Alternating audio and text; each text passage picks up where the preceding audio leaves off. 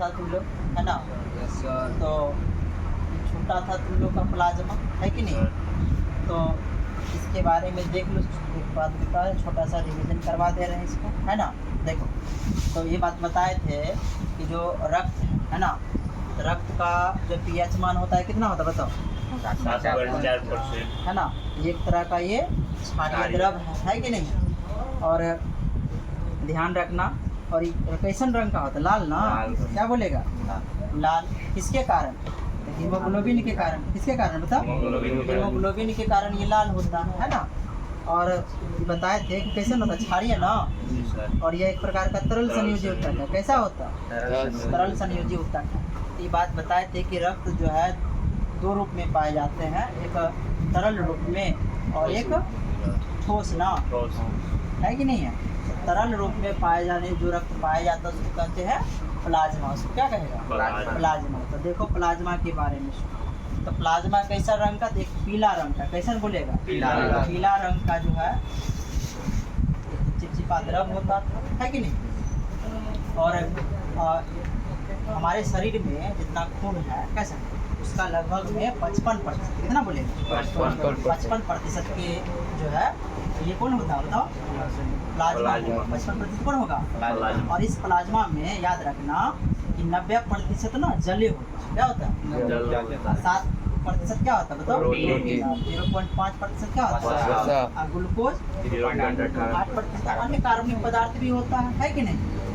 अब देखो, प्लाज्मा में प्रोटीन पाए जाते हैं जिसको प्लाज्मा प्रोटीन है। क्या कहते हैं, अब प्लाज्मा प्रोटीन में कौन कौन से प्रोटीन है, तो प्रोथ्रोम्बिन है, फाइब्रिनोजिन है, हिपेरिन है ना। तो ये सब रक्त को थक्का बनाने में मदद करते हैं, ठीक है। अभी जो ये प्रोथ्रोम्बिन है, ये देखो इसमें ये बनता कैसे है, ये विटामिन के है ना, विटामिन के से। तो विटामिन के भी रक्त को थक्का बनाने में मदद करता है, रक्त है ना को थक्का बनाने में ये मदद करता है, ठीक है। रक्त को थक्का बनाने में क्या करता है, विटामिन के भी। आज देखो फाइब्रिनोजिन है, तो शरीर के बाहर जैसे मान लो चोट लगा कट दिया तो बाहर निकलता है, तो उसके कारण क्या होता है कि जम जाता है। तो जमता किसके कारण, यही फाइब्रिनोजिन के कारण, ठीक है। और शरीर के अंदर बात करें, शरीर के अंदर जो खून है वो नहीं जमता है, किसके कारण, ये हिपेरिन के कारण। किसके कारण बताओ, हिपेरिन के कारण जो है यह नहीं जमता। और ये बात भी बताए थे कि जब देखो पूरे प्लाज्मा में से जब इसको हटा देंगे, इस प्रोटीन जो है ना फाइब्रिनोजिन को हटा दोगे, तो जो शेष भाग कहलाएगा प्लाज्मा का, उसको हम लोग सीरम कहते हैं। यही बात है कि फाइब्रिनोजिन रहित प्लाज्मा को हम लोग क्या कहते हैं, सीरम कहते हैं ना। इतनी बात समझ में आए। ठोस भाग में अभी जस्ट हम लोग पढ़ा है क्या चीज़, कौन कौन बताओ, RBC, WBC और प्लेटलेट्स, है ना। प्लेटलेट्स या उसको हम लोग बोलते हैं रक्त पट्टिकाणु। क्या बोलेगा, रक्त पट्टिकाणु, रक्त पट्टिकाणु। अच्छा ये बात बताओ, सबका नाम याद है या भूल गया, पट्टिकाणु, रक्त पट्टिकाणु बताओ। RBC का अन्य नाम क्या कहते हैं इसको, जल्दी बोलो। हाँ, एरिथ्रोसाइट्स। क्या बोलते हैं इसको बताओ, एरिथ्रोसाइट्स, है ना, साइट्स।